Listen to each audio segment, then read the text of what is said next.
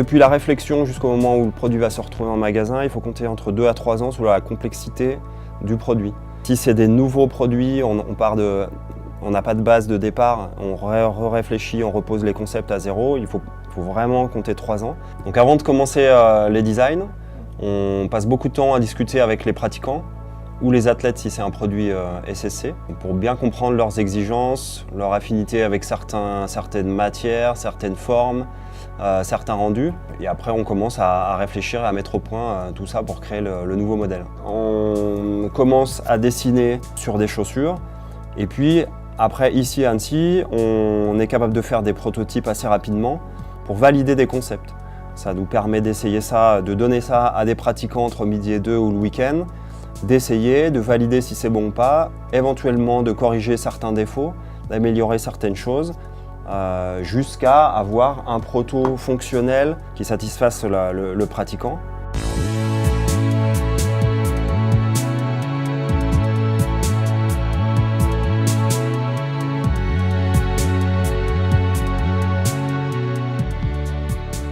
Donc on a une matériothèque qu'on a élaborée avec toutes les matières qu'on utilise jusqu'à aujourd'hui.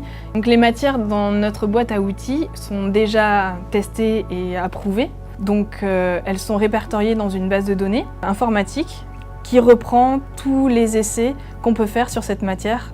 Donc par exemple, on peut tester l'abrasion, la résistance au déchirement, etc., les tractions, tout ça. Et donc on sait que toutes ces matières dans notre boîte à outils passent nos standards qualité sur ces essais-là.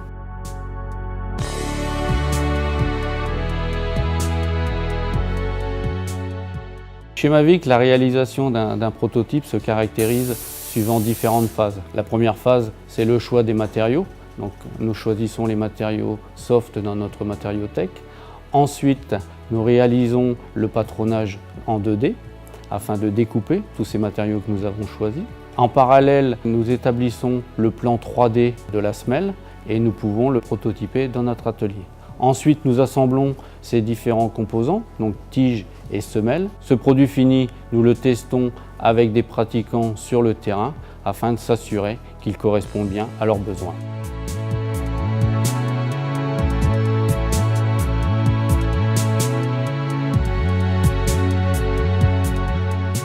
Afin de qualifier et de valider les modèles avant la mise sur le marché, nous avons besoin de tester les matières et les produits finis. Ça s'articule sur 2 phases. Premièrement, on s'appuie sur des tests standards et ensuite sur des tests que nous avons développés spécifiquement, des tests maison, de manière à corréler au plus près les tests terrain en laboratoire.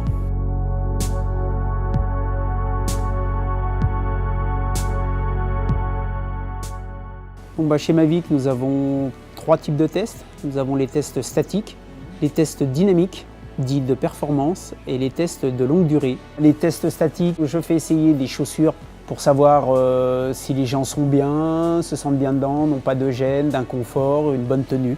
Alors en test performant, test dynamique, on organise des essais en extérieur. Les essayeurs, avec leur vélo, ils font le parcours, on le fait avec eux et ils remplissent une fiche de dynamique où ils nous disent aussi en confort, tenue, transmission, leurs sensations. Alors en test durabilité, on prête des produits, on envoie des produits à des essayeurs qui utilisent tout au long de l'année.